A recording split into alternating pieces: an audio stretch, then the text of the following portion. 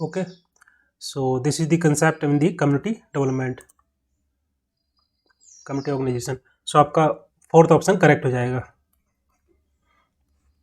Felt need, basically this is the self defined by each individual needs. So 1 second. Yes. So D option correct है Akanksha ma'am. Akanksha, Alok sir, D. Yes yes, okay. I think कुछ लोग अभी जुड़े हैं. Okay okay. सो यहाँ पर अभी पहला ही क्वेश्चन हम लोग डिस्कस कर रहे हैं. जो भी नए हैं प्लीज इसको सॉल्व कीजिए क्वेश्चन को. Concept of felt need is related to.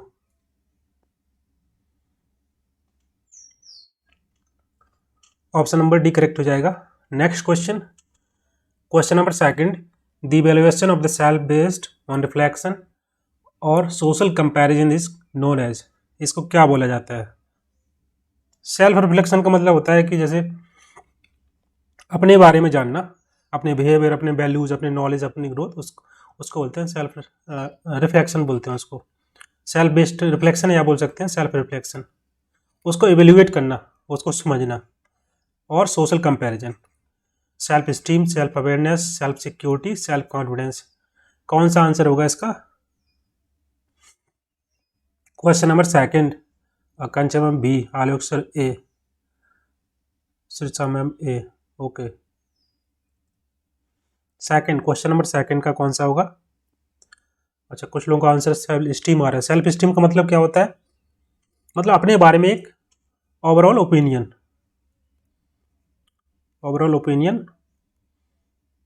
About your self, है ना.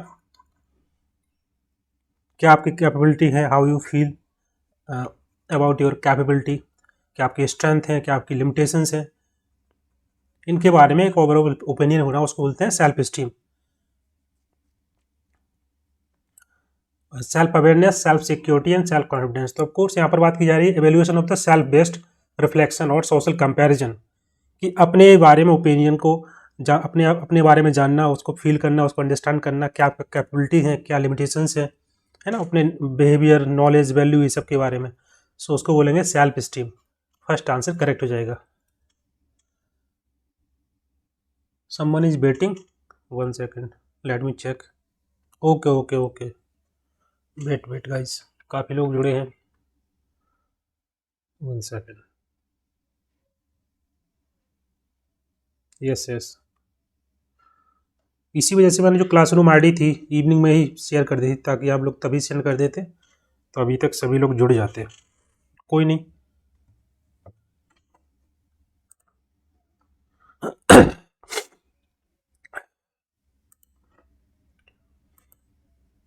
अप्रूव कर दिया है सभी को. अभी देखते हैं. Guys we can wait for 1 minute. So अगर कोई जुड़ना चाहे तो जुड़ सकता है, किसी का लेक्चर मिस नहीं होना चाहिए. Manu T are, Prerna ma'am और संकिता मैम, ये 3-4 लोगों की आई है अभी रिक्वेस्ट. साक्षी मैम, बट कोई अभी जुड़ा नहीं है. Okay, no issue. इसको मैं रिकॉर्ड कर रहा हूँ, जो अगर कोई लेट जुड़ता है तो क्वेश्चन वहाँ से भी देख सकता है रिकॉर्डेड वीडियो से.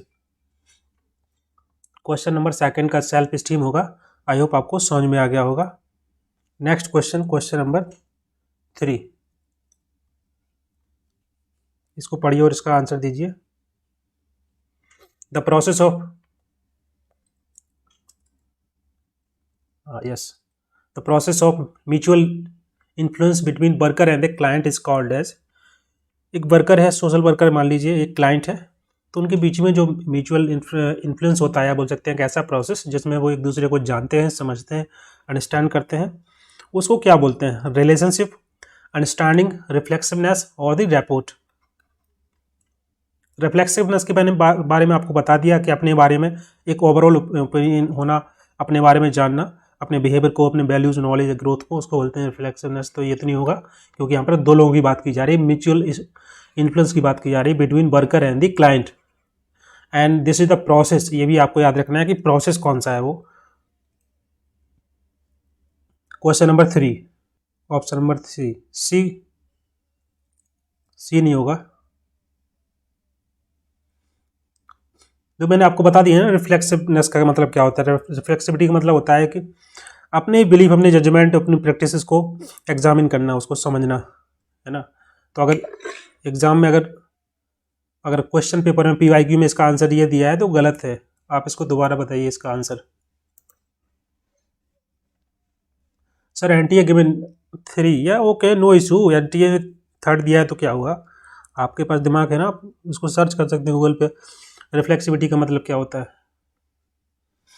अब बहुत सारे क्वेश्चन ऐसे होते हैं जिनका गलत दिया होता है।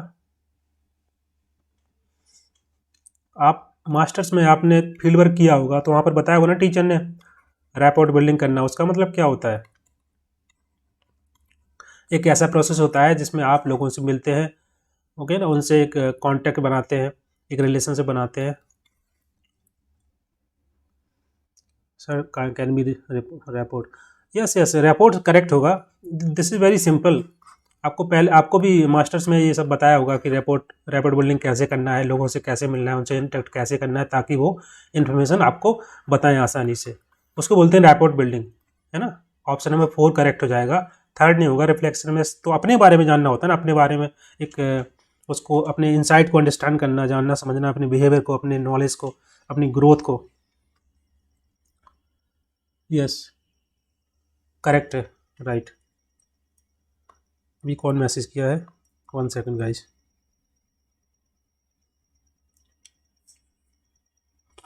Okay okay, next question, question number 4, which one of the following is the part of human development index. SDI का कौन सा इसमें से पार्ट है। More gross national product, more industrialisation, life expectancy and the fighting against the social exclusion. Social exclusion से fight करना, उसके against में।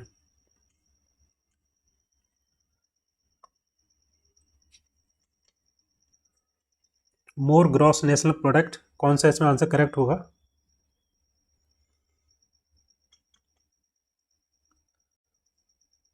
लाइफ एक्सपेक्टेंसी 4th का सी, अर्पिता मैम 3, श्रीसा यादव। आपका डी आंसर जो क्वेश्चन नंबर कौन सा है इसमें, please mention the question number. Alok sir C, okay. Nimota ma'am C, life expectancy. तो एचडीआई के आपके कुछ डायमेंशन जो है और इंडिकेटर है उनको पता होने चाहिए, है ना। अगर हम डायमेंशन की बात करें, so the long and healthy life, इनको लिख लेना, एग्जाम में आ जाता है। Second knowledge, and third that is the decent standard of living, है ना। ये आपके डायमेंशन है। और अगर हम इंडिकेटर की बात करें तो इंडिकेटर भी लिख लेना। यहाँ पर बात की जा रही है लॉन्ग एंड हेल्दी लाइफ, मतलब लाइफ एक्सपेक्टेंसी एट बर्थ। इसके बाद सेकंड है नॉलेज, सो नॉलेज आपका निकल के आएगा स्कूलिंग, है ना, expected year of schooling. And उसके बाद डिसेंट स्टैंडर्ड ऑफ लिविंग, इससे निकल के आएगा आपका GNI, gross national income per capita. तो ये आपके इन तीनों पे आपका इंडेक्स बनता है एसडीआई का, human development index. So life expectancy correct हो जाएगा, इसमें इंडस्ट्रियलाइजेशन नहीं होगा, ना ही मोर ग्रॉस नेशनल प्रोडक्ट होगा। ये gross national income per capita है ना, तो ये भी रॉन्ग हो जाएगा। फाइटिंग अगेंस्ट सोशल एक्सक्लूजन तो है ही नहीं। सो आपके केवल ऑप्शन नंबर सी करेक्ट होगा। So we have discuss question number 4, okay. Next question, question number 5, which among the following is observed as international day for the natural disaster reduction, like the 13th September, 13th October, 13th November and 13th December. So which option is correct for this question about the international day of natural disaster reduction? Natural disaster reduction, NDR. Question number 5,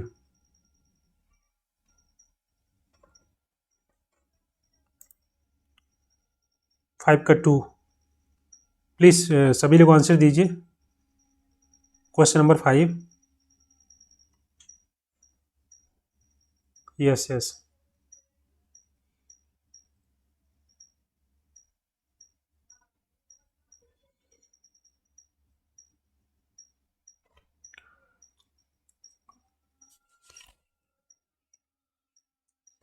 option number C Nimota A. Okay, I think ये this is the 13 not नवंबर।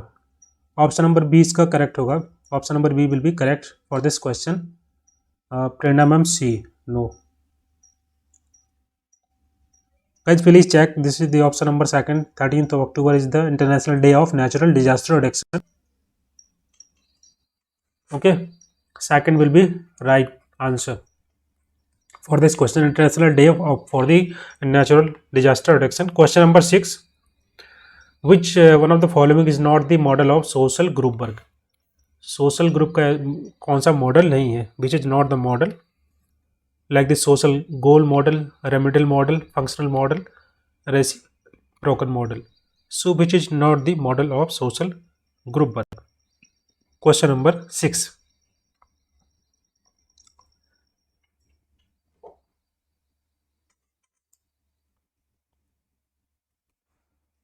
रोथमैन के द्वारा कुछ model दिए गए थे social group work के. 3 model कौन कौन से थे? पहला था social goal model,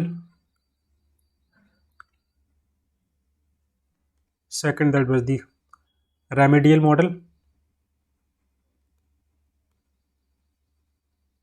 and third that is the reciprocal model.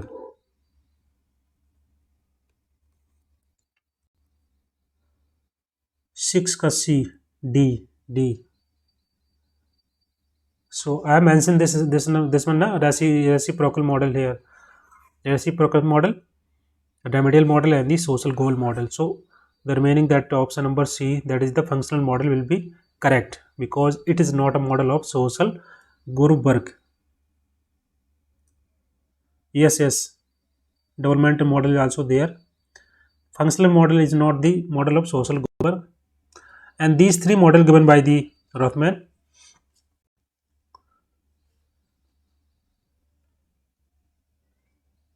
Okay, right. So option number C will be correct. Next question, question number 7.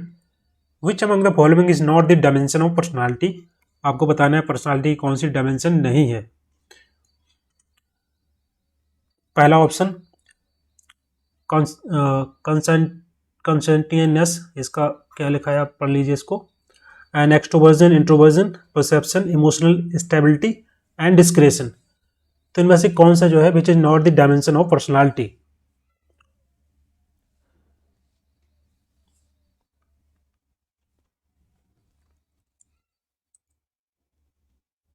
Question number 7, conscientiousness. Okay,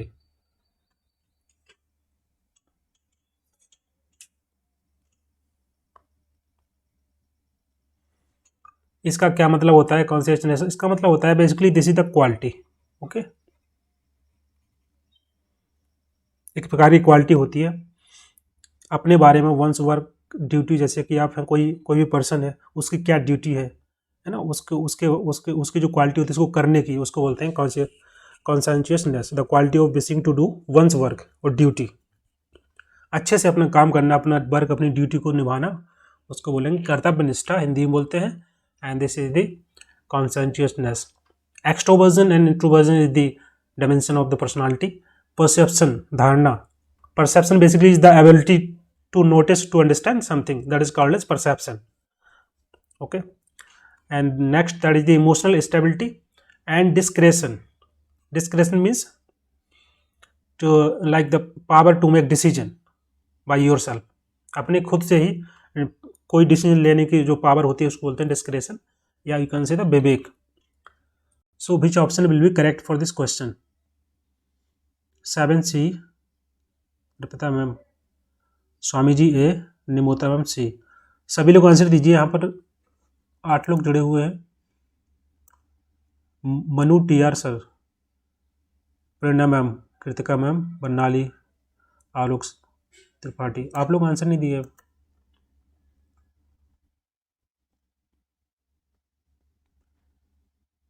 CNE 7।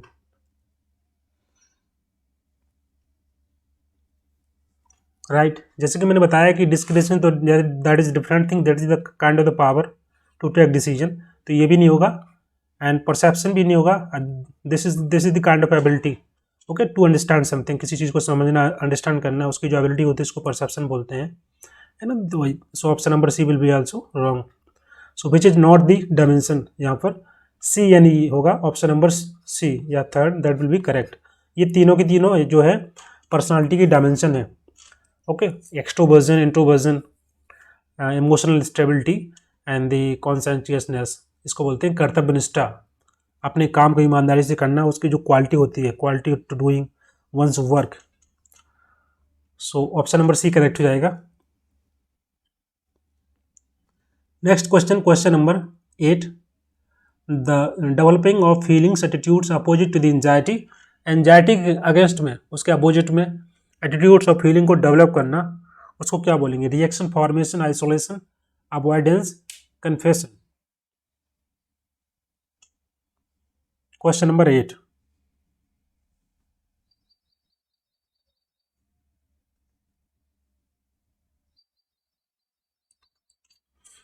Anxiety, fear, किसी प्रकार की कोई अनकॉन्शियस इम्पल्स है ना, तो उसके against में आप उसको फिक्स करने के लिए क्या करते हैं? Reaction, formation, isolation, avoidance and confession.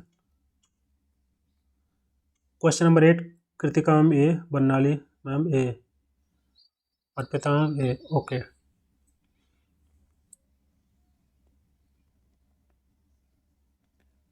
स्वामी जी ये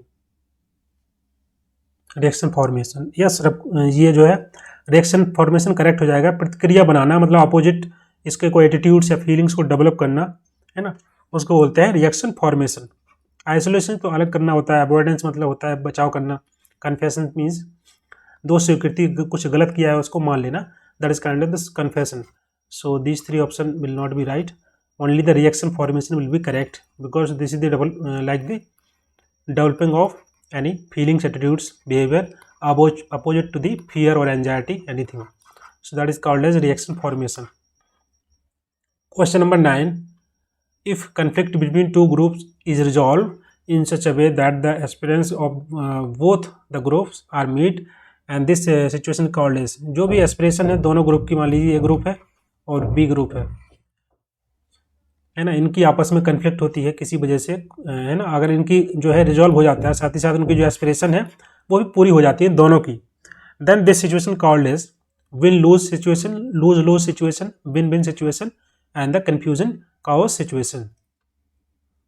question number 9, Arpita ma'am C, Bandali ma'am C, Kritika ma'am C, okay. Swami ji D, Swami ji D दे रहे हैं, कंफ्यूजन एंड काओस सिचुएशन। नहीं, ये तो नहीं हो सकता ना, यहाँ पर बात की जा रही है रिजॉल्व, है ना, conflict between two group is resolve, जो कन्फ्लिक्ट है किसी वजह से वो रिजॉल्व हो गया है, इस प्रकार से हुआ है कि दोनों ग्रुप को सब काइंड ऑफ बेनिफिट हो रहा है बोल सकते हैं, या बोल सकते हैं the way in which aspirations of the both groups meet, उनकी जो एस्पिरेशंस थी दोनों की मीट कर गई हैं, तो उसको क्या बोलेंगे? दिस इज वेरी सिंपल, अगर इसको एक बार पढ़ेंगे तब समझ जाएंगे आप। Swami ji, yes, right, win-win situations, win-win situation means both the party, okay, both the party को मतलब जो है उनका जो एस्पिरेशंस है वो पूरी हो रही है ना, इसमें दोनों की win, this is also and this is also, दोनों को बेनिफिट है, दोनों को प्रॉफिट है, so this is called as the win-win situation. I hope आपको समझ में आ गया होगा। Next question, question number 10, the alternative formula for determining the modes is mod equal to 2 median minus 3 mean, mod equal to 2 median plus 3 mean, and mod equal to 3 median minus 2 mean and 3 mean minus 2 medium। So कौन सा answer correct हो जाएगा? This is very important question, और ये क्वेश्चन कई बार आया हुआ है, so this is very important question, इसको आप मार्क कर लीजिए।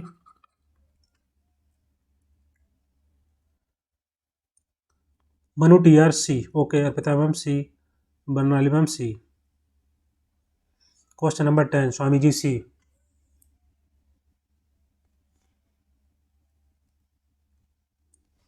Yes yes, mode equal to 3 median minus 2 mean, इसको ऐसे याद कर लेना है और काफ़ी इंपॉर्टेंट है ना। तो इसको आप डायरेक्ट इसको याद कर लें, मोड बराबर 3 मीडियन माइनस 2 मीन।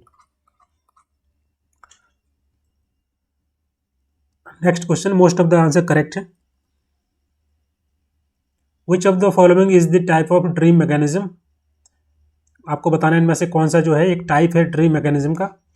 ये काफ़ी इंपॉर्टेंट क्वेश्चन है और इसमें काफ़ी कन्फ्यूजन रहा है ना। तो इसके बारे में मैंने डिस्कस किया था और जो इसका आंसर दिया हुआ है इस आंसर की में, question number 11, sublimation, symbolisation, rationalisation and repression. So what is the dream mechanism. Dream का मतलब आपको पता ही होगा, ये कोई सक्सेशन ऑफ इमेज, कोई आइडिया, कोई इमोशंस है ना, सेंसेशन जो कि चलती रहती हैं आपके माइंड में जब आप स्लीपिंग स्टेज में होते हैं। When you in the sleeping stage, some kind of the involuntary unusual sensation, emotions, idea. So इनमें से कौन सा टाइप नहीं है ड्रीम मैकेनिज्म का। अर्पिता मैम 11 का ये गाइज, और इसके अलावा और किसी का आंसर नहीं आया। सब्लिमेशन का मतलब क्या होता है, ट्रांजिशन है ना, एक फेज से दूसरे फेज में। सो right. And this symbolisation, symbolisation का मतलब क्या होता है कि बोल सकते हैं एक ह्यूमन कैपेसिटी है जो कि मीनिंगफुल सिंबल को डेवलप करता है, उसको सिंबलाइजेशन बोलते हैं। And rationalization basically is the kind of the dream को एलेबोरेट करने के लिए रैशनलाइजेशन किया जाता है ना। और रिप्रेशन क्या होता है, रिप्रेशन मतलब होता है जो अनवांटेड इम्पल्स हैं या थॉट्स हैं, उनको अनकॉन्शियसली आप पुश आउट करते हैं अपनी दिमाग से, अपने अवेयरनेस से, unconscious. So this is the repression. So which option is correct, B. ये बेसिकली जो आंसर है सिम्बलाइजेशन उसमें दिया गया है, ओके, आंसर की में। एंड सिम्बलाइजेशन एंड रैशनलाइजेशन ये भी आपका दोनों करेक्ट हो सकते हैं। सिम्बलाइजेशन भी बेसिकली इसमें करेक्ट हो सकता है ड्रीम मैकेनिज्म में, है ना। बट अगर आप तीनों में से चुनेंगे तो जो आंसर उसमें दिया है उसको आप देख सकते हैं। सब्लिमेशन भी करेक्ट है because this is the kind of transition phase, okay, from one phase to second phase.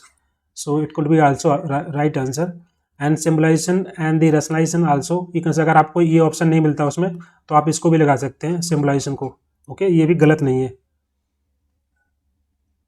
क्योंकि ये सिम्बलाइजेशन मतलब होता है कि ह्यूमन की ऐसी कैपेसिटी को डेवलप कर लेता है कुछ मीनिंगफुल सिंबल्स, और ये जो है ड्रीम में ऐसा होना पॉसिबल, ड्रीम मैकेनिज्म में। सो ऑप्शन नंबर बी भी करेक्ट हो सकता है, but here you can mark first option because this is the answer given and this is also right answer. Mark second, अगर आप उसमें सब्लिमेशन नहीं दिया गया है तो आप उसको सेकंड मार्क कर सकते हैं। Next question, question number 12, the positive correlation is present when two variables move in the opposite direction, two variables move in the same direction, and one variable goes up and one goes down, and the several variables move in the multiple direction. So what is the positive correlation?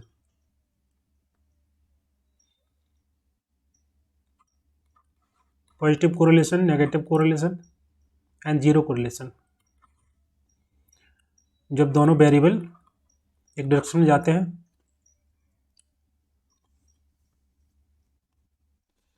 two variable move in the same direction, okay, negative correlation and opposite direction, and the zero correlation मतलब कोई relation नहीं है। Option number B, option number B correct हो जाएगा। Two variables move in the same direction, उसको बोलते हैं positive correlation. B answer correct हो जाएगा, right. This is very simple question. Question number 13, what rights are the human rights. आपको ये बताना है कौन से जो अधिकार हैं वो ह्यूमन राइट्स के अंदर आते हैं। Rights which are provided by the constitution of India, rights which are fundamental, ऐसे राइट्स जो फंडामेंटल हैं, या rights provided to all the human beings by the nature, प्रकृति के द्वारा दिए गए वो अधिकार सभी ह्यूमन बीइंग्स के लिए, उसको ह्यूमन राइट्स बोलेंगे। And the rights desire by the human beings, ऐसे राइट्स जो कि ह्यूमन बीइंग्स के द्वारा डिजायर किए जाते हैं कि उनको मिलना चाहिए। So which option is correct, question number 30 नेचर सी कृतिकम सी मनु टीआर सी बर्नालिवम C. Okay right.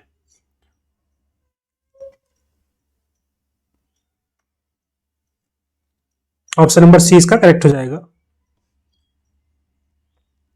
Right provided to all the human beings by the nature that is called human rights. Okay next question, question number 14 schedule 5th and 6th of the Indian constitution are related to. ये जो schedule 5 और 6 है किससे related करता है? Decide state boundaries between states and decide the powers and the responsibility of the Panchayat Raj and the protection of right of the tribes and the protection of minority in the country. So which schedule is schedule 5th and 6th related to?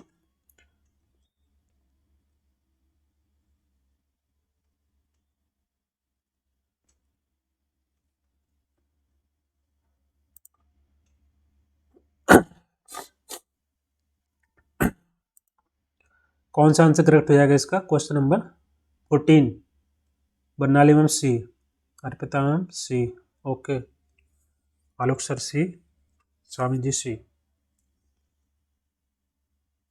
Basically जो 5th schedule है basically ये protect करता है tribal interest को and other than Assam, Meghalaya, Tripura and Mizoram. इसको याद करने का तरीका 80 एम आसाम, त्रिपुरा, मिजोरम, मेघालय इनको छोड़ करके। एंड जो 6th शेड्यूल है ये प्रोटेक्ट करता है ट्राइबल इंटरेस्ट को in this 4 state 80 mm। Okay so ये आपके दोनों जुड़े हुए हैं protection of the right of the tribes. Option number C correct हो जाएगा। Yes yes. Next question, question number 15 the principle of a specific objective is the principle of. आपको बताना है कि ये किसका प्रिंसिपल है? Specific objective social case work का, social group work, community organisation and social welfare administration. Question number 15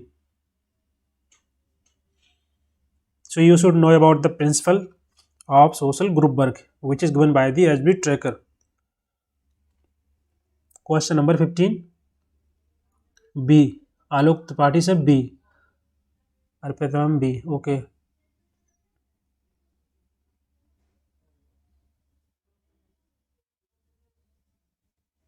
Swami ji C,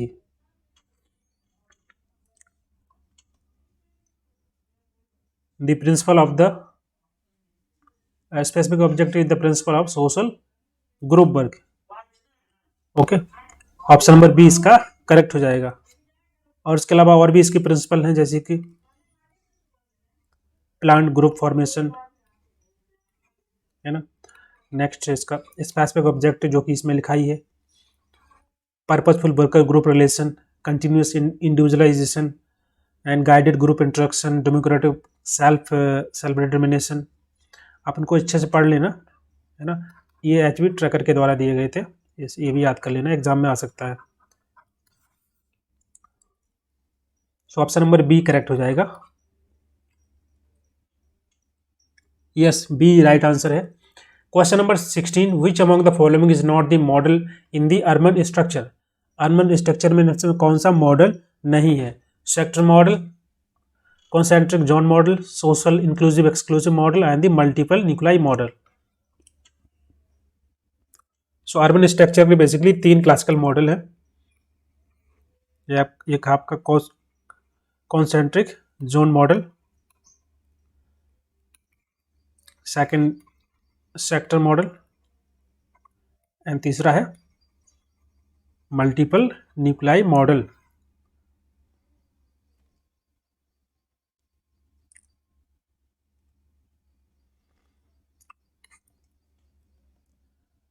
option number D multiple nuclei model. No no no.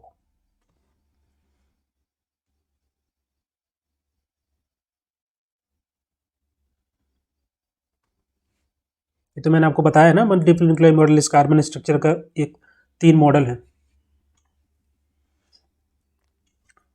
Concentric model का मतलब क्या होता है? जैसे कि कोई सिटी है, ओके ना, बीच में ये जो जगह होगी सेंट्रल सेंट्रल बिजनेस बॉडी यहाँ पर होगी, ये बीच मतलब इसको बोलते हैं कॉन्सेंट्रिक जोन, सबसे बीच में। उसके बाद इसके आसपास जो है एक बोल सकते हैं ट्रांजिशन जोन होगा, यहाँ पर कुछ नहीं होगा। उसके बाद यहाँ पर घर वगैरह बने होंगे, है ना, जहाँ पर लोग रहते हैं। इसको बोलते हैं कॉन्सेंट्रिक जोन मॉडल, इस प्रकार से बनता है।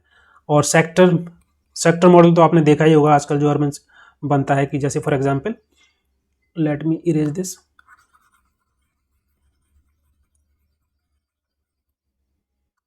सेक्टर मॉडल मतलब होता है कि फॉर एग्जांपल इसको देख लीजिए, जैसे यहाँ पर एजुकेशन हब बने होंगे, है ना, यहाँ पर बिजनेस ऑर्गेनाइजेशंस जो होंगी सब,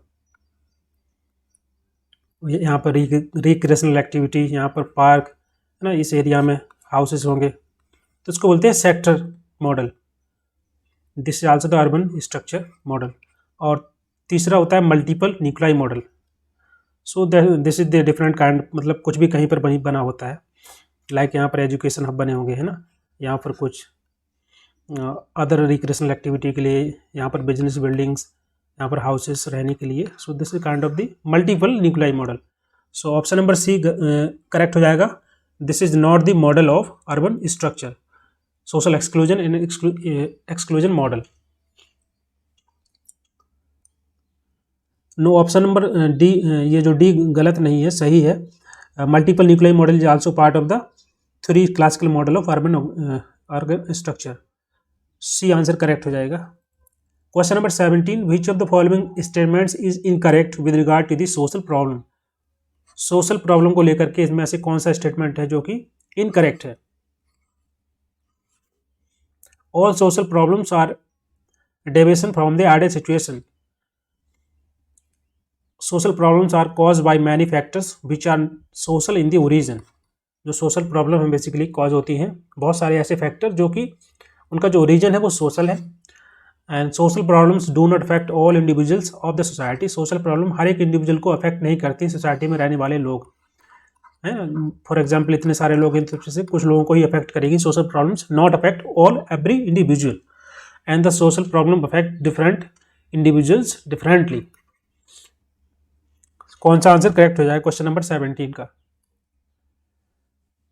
सी, Arpita ma'am C, okay, Bandali ma'am C, Kritika ma'am C, Pranav ma'am C, okay. Social problem do not affect all individuals of the society. So right, this is very simple.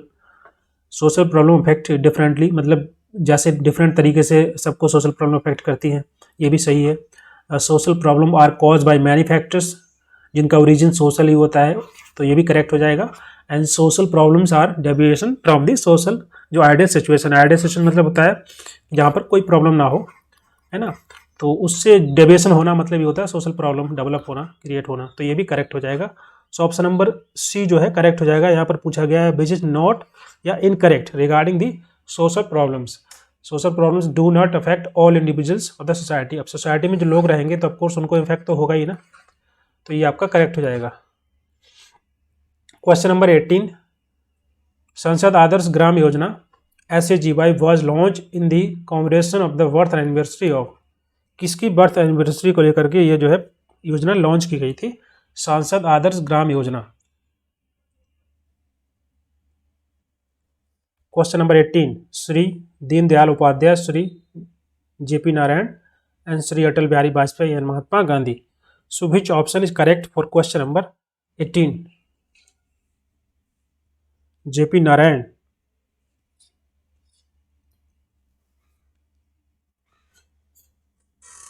Barnali ma'am B answer दे रहे हैं और प्रेरणा ma'am सी। प्रेरणा ma'am सी, कौन सी question का सी है please question number mention कर दीजिए इसमें। Arpita ma'am B, yes the right answer is B, option number B, Shri JP Narayan, Jayaprakash Narayan is the correct answer. Sansad Adarsh Gram Yojana SAGY। Next question, question number 19, propounds that the childhood experience influence the adult behavior। कौन सी theory में ये बोला गया है कि जो childhood experience होता है, बचपन के जो अनुभव होते हैं, उससे जो है एडल्ट एज में बिहेवियर अफेक्ट होता है। मतलब जैसा आपका एक्सपीरियंस होगा उसी प्रकार का आपका जो है बिहेवियर हो जाएगा in the future in the adult age. So बचपन का जो इन्फ्लुएंस है, बोल सकते हैं एक्सपीरियंस है, वो इन्फ्लुएंस करता है आपके बिहेवियर को। क्वेश्चन नंबर 19 का कौन सा आंसर करेक्ट हो जाएगा?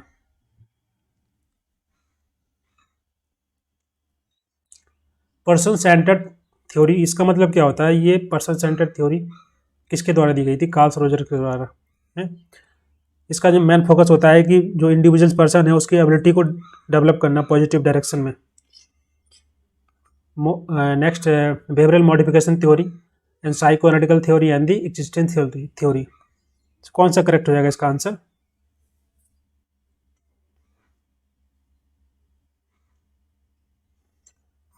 एग्जिस्टेंस थ्योरी का मतलब होता है कि हर एक इंसान जो है फ्री है सोसाइटी में, उसको अधिकार है कि वो अपने चॉइसेस, अपने एक्शन अपने अनुसार कर सकता है।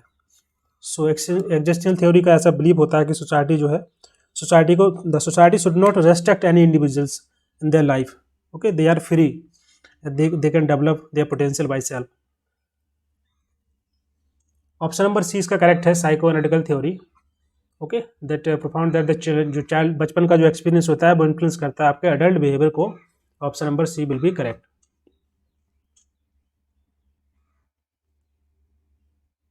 Sigmund Freud, yes yes right.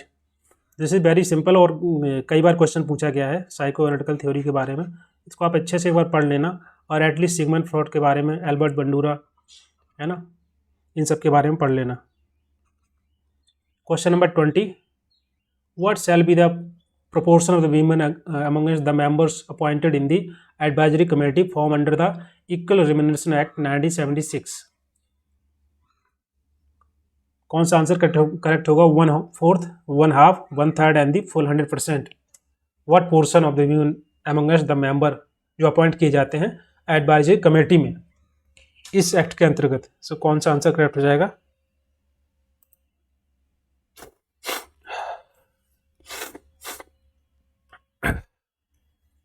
Sorry, question number 20, कितने प्रतिशत महिलाओं को अपॉइंट किया जाता है एडवाइजरी कमेटी में, दैट इज जो कि फॉर्म होती है अंडर इक्वल रेम्यूनरेशन एक्ट 1976। तो इसकी ईयर भी याद कर लेना इक्वल रेम्यूनरेशन एक्ट की, और कितने प्रतिशत महिलाएं जो हैं that is the appointed in the advisory committee.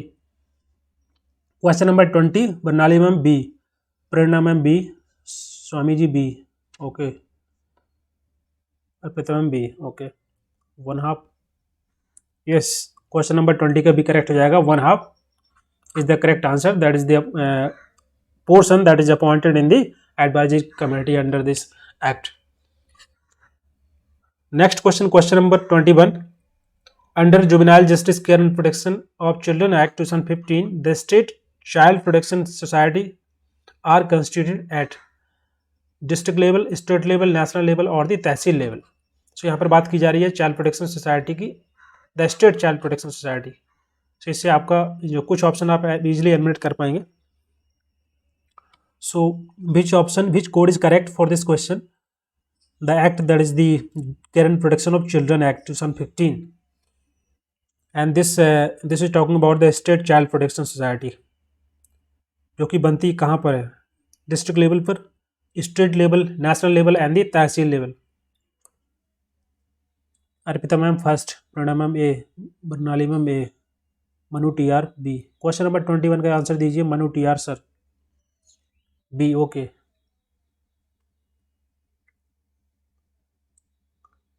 Question number 21. So of course this is the State Child Protection Society. So that is constituted at the level of district and the state level. Okay. So यहाँ पर आप देख सकते हैं first and second will be correct. So this code will be correct, first वाला। Question number 22. Point out the models in the community organization. कौन कौन से मॉडल हैं कम्युनिटी ऑर्गेनाइजेशन के? What are the models of community organization? Social action, social planning, local development model, community building model. So which option is correct for this question?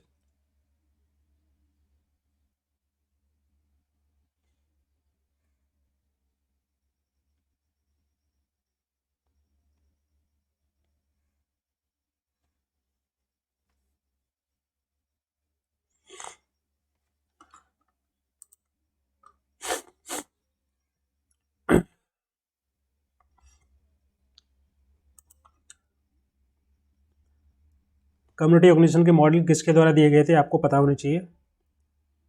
Who develop the model of community organisation?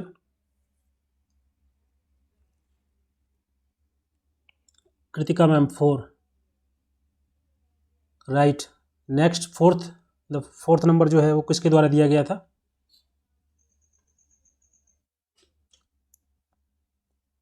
Rothman have developed 3 model, not all 4. So the 3 model is locality development model, social planning and the social action. So these model given by the Rothman. And what about fourth? Fourth का answer आपको देना है।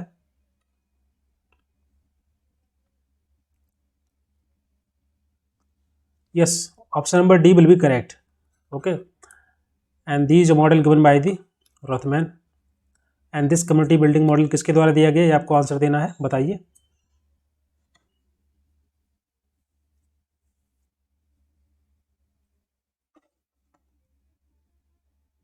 ये question आपके लिए है, आप इसको एक बार देख लेना, है ना। चारों के चारों मॉडल दिए गए हैं।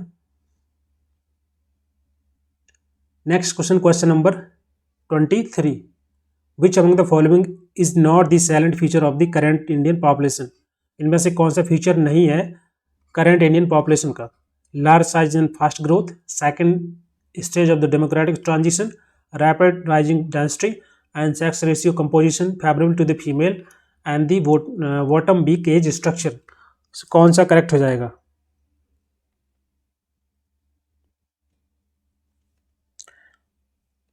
एज के बेसिकली 3 स्ट्रक्चर होते हैं यहाँ पर। एक आपका young adolescent age up to the 15 year, दूसरा working population age that is 15 to 65, and third that is the elderly या जो ओल्ड पॉपुलेशन है 65 बियॉन्ड। सो यहाँ पर बात की जा रही है बॉटम बीक स्ट्रक्चर, मतलब ये यहाँ पर बात की जा रही है एल्डर्स पॉपुलेशन की, है ना। तो क्या ये one of the silent feature है अपनी करेंट इंडियन पॉपुलेशन का? ऑफ कोर्स ये नहीं है। बॉटम बीक एज स्ट्रक्चर नहीं है, अभी तो जो है यंग एज ज़्यादा है, young and the adolescent age. Question number 23 का आंसर दीजिए। डी, बी, 4, सी, काफ़ी डिफरेंट आंसर आ रहे हैं। Sex ratio composition favourable to female, ये गलत है, ये भी गलत है। फेवरेबल टू द मैन है, फीमेल नहीं है ना। सरकार इस पर बहुत सारा काम कर रही है इसको बराबर करने के लिए रेशियो को। तो ये this is composition is not favourable to the female. Question number 23, तो यहाँ पर आपके 2 गलत हो जाते हैं, D and E. Okay, next, large size and fast growth, this is the correct. Second stage of demographic transition, ये भी करेक्ट है। रैपिडली राइजिंग डेंसिटी, ये तो करेक्ट है ही।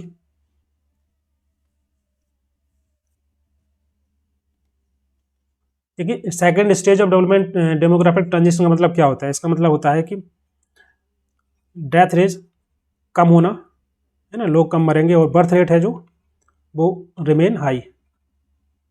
सो this is the second stage, जहाँ पर डेथ रेट कम होता जाता है और जो बर्थ रेट है वो remain high. So this is the second stage of demography. तो ये सही है, तो इसमें ऑप्शन नंबर 4 करेक्ट हो जाएगा। D and E is wrong. Okay, these are not a feature of silent of the current Indian population.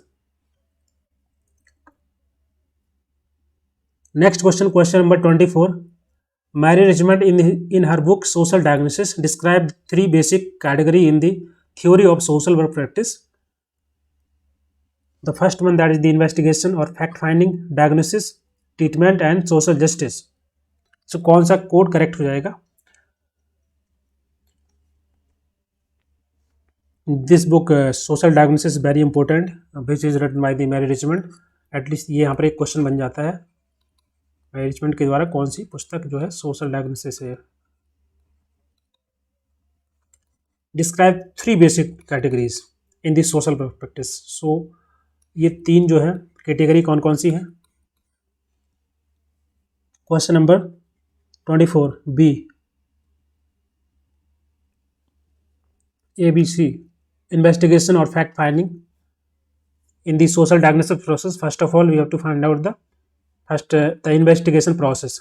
Okay, what are the problems, what are the factors, all the things that have to find out. So this is the first stage. Second, diagnosis means this kind of the assessment karna. Okay, next, that is the treatment. So these are the three basic category in the theory of social work practice. Okay, जो कि describe की गई थी किसके द्वारा, management के द्वारा. Question number 24 का बी आंसर करेक्ट हो जाएगा. Sorry sir, question number 24 B, right. So yes yes, this is very simple question. Question number 25, the 5 stages norming dash dash, यहाँ पर और भी हैं, कौन कौन से आपको पता होना चाहिए बताइए आप कमेंट बॉक्स में. Of group development was performed by, किसके द्वारा दिए गए थे. ग्रुप डेवलपमेंट के 5 stages, 5 stages of the group development which is given by the which thinker, Tuckman, Peter Drucker, H B. Drucker and the G कोनपका. And also give the 5 stages, कौन कौन सी स्टेजेस है please mention in comment box अगर किसी को पता है. 5 stages of the group development. The first one is given here, norming. Okay, this is the first, second, third, fourth and the fifth.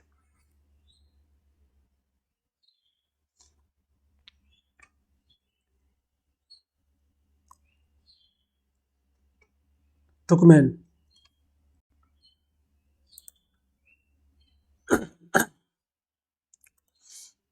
Okay, sorry. Norming, storming. Yes, norming, storming and other 5, all the 5 stages. Norming सबसे पहले आता है forming. Okay, यहाँ पर team जो है team buildup होती है.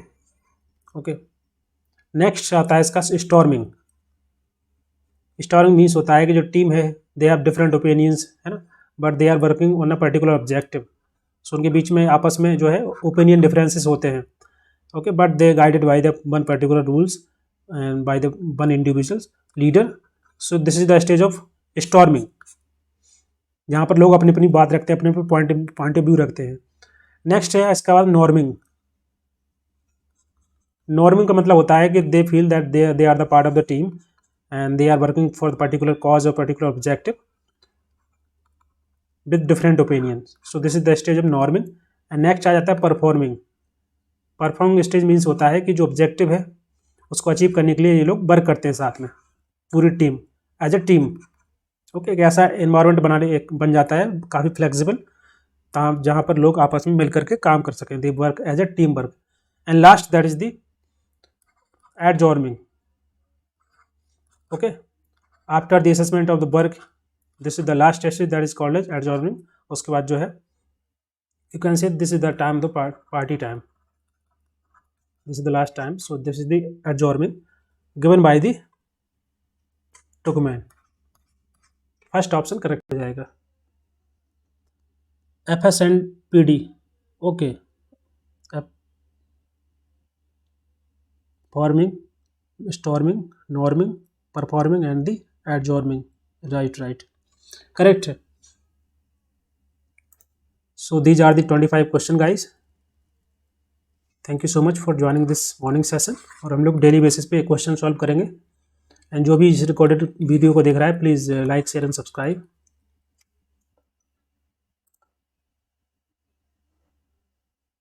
ओके, वर्नालिन, thank you so much guys for joining this session. और डेली इसको जो आप ज्वाइन कीजिए ताकि हम लोग जो है सभी क्वेश्चन डिस्कस कर लेंगे 2018, 19, 20. ओके,